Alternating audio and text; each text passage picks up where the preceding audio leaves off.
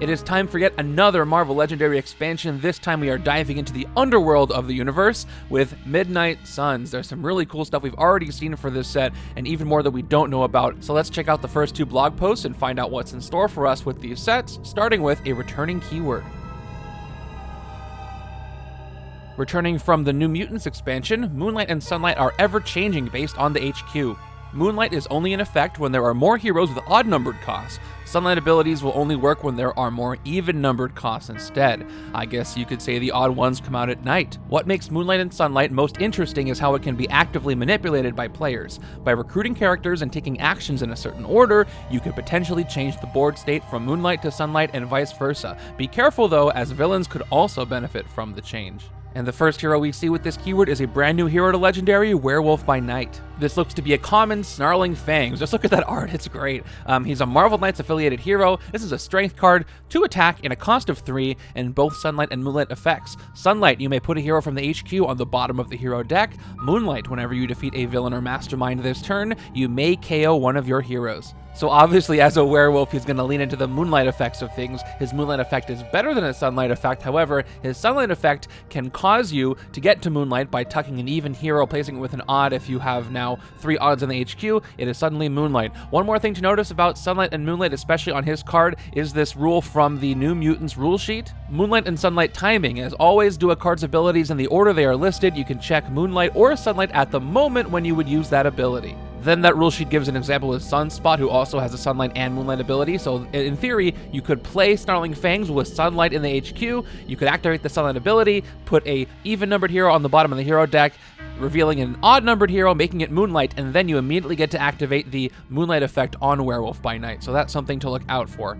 Speaking of the Moonlight ability, check this out. His Moonlight ability not only KOs heroes, but it's a whenever effect. So whenever you defeat a villain or mastermind, so imagine there's 2 or 3 henchmen you can take out in a turn, that is 3 KOs. A very good card for thinning your deck, and it's pretty easy to get it into Moonlight even if it takes a couple of turns. This is a very powerful card, and it's only his first common, so I look forward to seeing the rest of his set, but let's move on to another hero. And here's our first look at Blade Daywalker, the second version of Blade in Legendary. The first version was all the way back in the first expansion, Dark City. Here is finally a new version of him, perfect for Midnight Suns. He's Marvel Knights affiliated, of course. This is a common Ride by Moonlight, a tech card with 3+ attack and a cost of 5. You may move a villain to another city space. If another villain is already there, swap them, and then Moonlight, you get +1 attack. This is almost identical to Stalk the Prey from Dark City, except you get to pick any city space, not just an adjacent one. You know, because of the motorcycle. And the high cost is due to that effect and the 3+ attack, so this maxes out at 4 attack if it is Moonlight, but that's pretty darn good for a card. 4 attack can do a lot, combined with other things, and we're going to have to wait and see what the rest of his hero set looks like to make an evaluation on how this fits in, but happy to see Blade back, and we got another motorcycle in Legendary, can't complain about that. Now let's move on to a brand new keyword premiering in Midnight Suns. So we've got vampires and other creatures that have a craving for blood in this set, and the powerful effects of their craving fuel this all-new keyword, which can be found on both heroes and villains. In both cases, Blood Frenzy means you get +1 attack for each different VP value you have among cards in your victory pile. For villains, that means whichever player's turn it is at the time. For example, if your victory pile has 5 cards total with VP values of 0, 1, 1, 2, and 2, Blood Frenzy would provide +3 attack. Only the values, not the number of cards with them, is important for this keyword.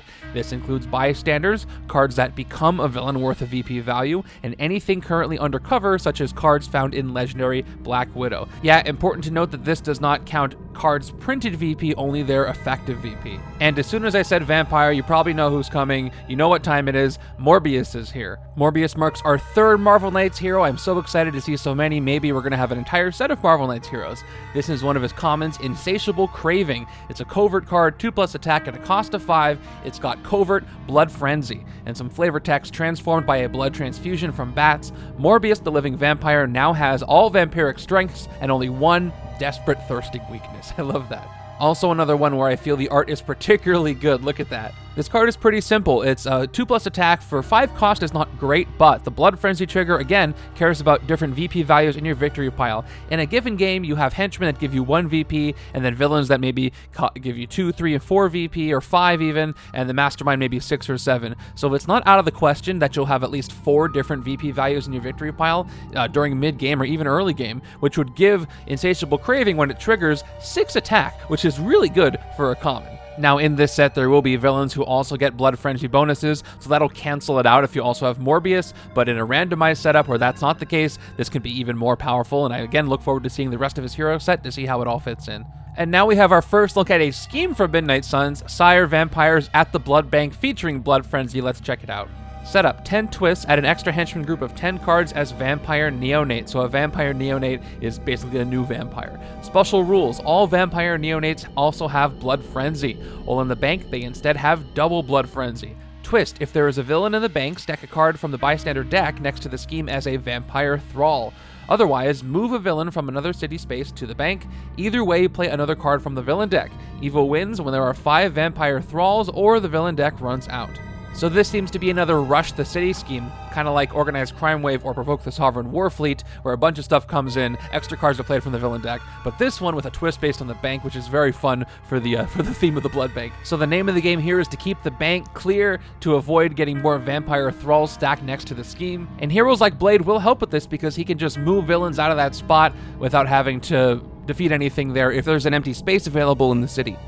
So a couple more things to note. So the Neonates have Blood Frenzy, which means, again, they get +1 attack for each different VP value in your victory pile, and during mid or end game, you're probably going to have a bunch of different victory point values, so they're going to get pretty strong.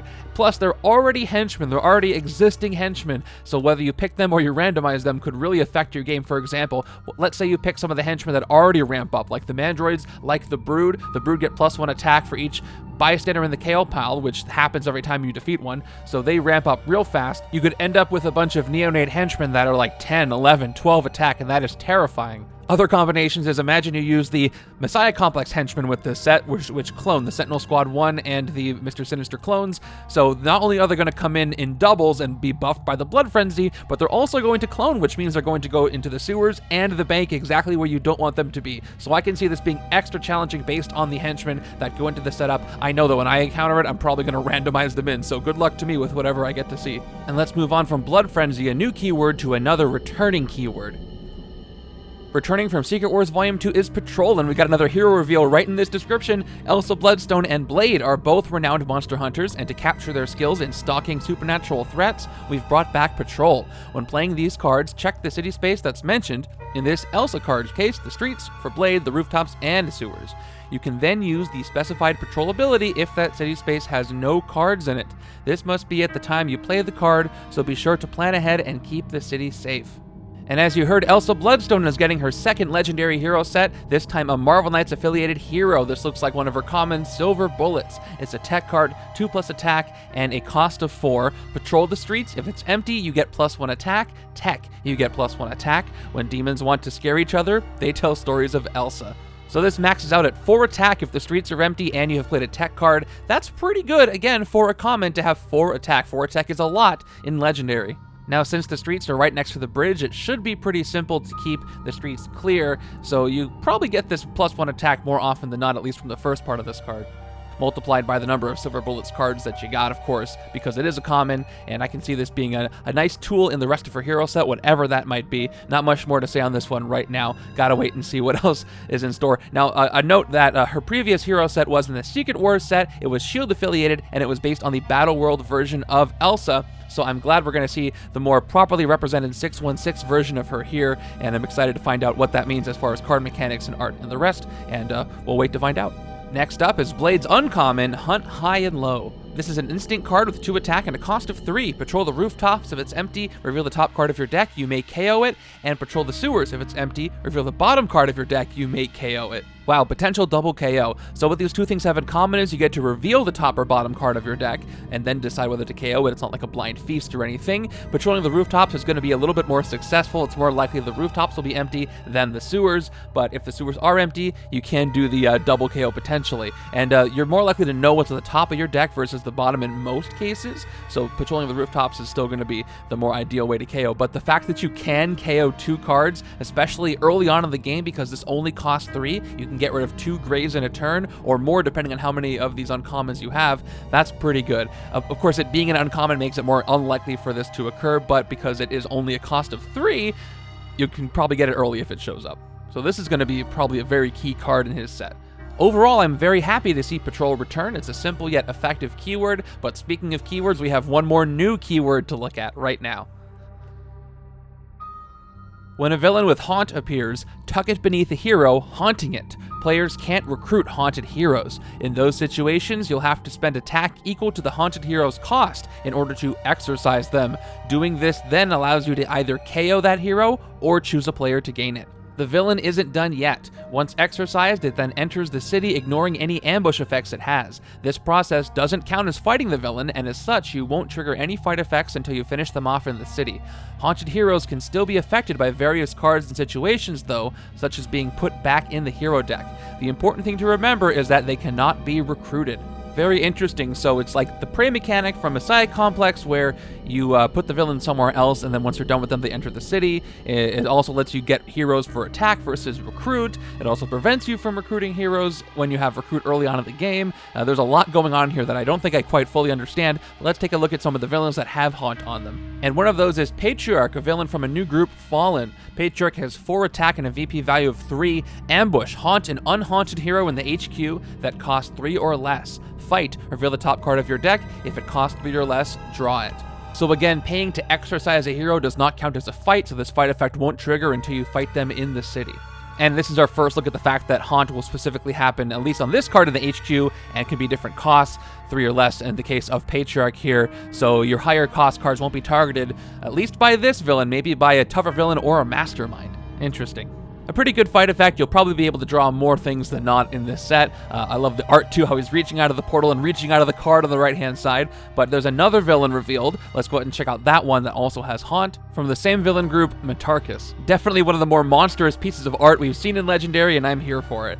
Matarchus has 3+ attack and a VP value of 4, Blood Frenzy, Ambush, Haunt the rightmost unhaunted hero in the HQ, and fight KO one of your heroes. Thank goodness you only need to pay attack equal to the hero's cost and not the villain's attack to unhaunt or exorcise that hero, because Matarchus here is going to ramp up with attack real quick with Blood Frenzy. But I see why his VP value is higher. Not only when he's in the city is he going to ramp up with attack, but also he'll haunt the rightmost unhaunted hero in the HQ, which is definitely not the limit like Patriarch has. He could get a 4, 5, 6, 7, 8 cost, 9 cost hero in the HQ haunted, which makes you pay that much attack, and that could be a trouble. Also, he does give you some KO power in the city, which is nice if you do manage to take him out, but I am not over this art. This is incredible. I hope there's more like this. I think there will be, but we're not quite done yet. One last quick thing I wanted to go over was this teaser image posted before the blog post came out on Upper Deck's social medias. First of all, we have this awesome box art here featuring Blade in the foreground and featuring Lilith, who's probably going to be one of the masterminds there in the background. You can even see images of Morbius and Werewolf by Night reflected in Blade's sword at the very bottom of the box, so I can't wait to see this box in real life. Also in this teaser is another villain from the Fallen villain group, Salome, Sorceress Supreme, so let's go ahead and take a look at her. Salome has 6+ attack and a VP value of 5, and Blood Frenzy, fight KO up to 2 cards from your discard pile, escape. Salome ascends to become an additional mastermind. She gains the ability Master Strike. Each player discards a Marvel Knights hero or gains a wound. So here's another confirmation of a returning mechanic, ascending to become an additional mastermind from the Secret Wars sets. And man, is she going to be hard to defeat. Look at that. So she's got 6 attack already, and then she has Blood Frenzy, which could get up to 10, 11, 12, 13 attack, whatever. Hopefully you have a hero with Blood Frenzy to counter it a little bit, but still, she's going to be pretty strong. And then she does become a mastermind, which is going to be more likely than not if you can't hit her while she's in the city. She is going to give out wounds over and over, in addition to whatever the mastermind is currently doing. If you have not played a Legendary game with additional masterminds, it really brings the pressure. Also, in the Messiah Complex expansion, Bastion brings in additional masterminds if you don't have any that ascend from Secret Wars. But one thing to note is that all 4 heroes we've seen so far do have the Marvel Knights affiliation, so this Master Strike effect may not be as devastating as it would be in a randomized setup, which I'm definitely going to probably encounter, but we'll just have to wait and see. And that's it for Legendary Midnight Suns news for now. We have one more blog coming next week with probably some Mastermind information, and the set is only 2 weeks away. Its release is on May 10th, so after that I'll be able to bring you a full overview of every single card in the game, let you know what I think, and give you some playthroughs as well. And until then, you all take care.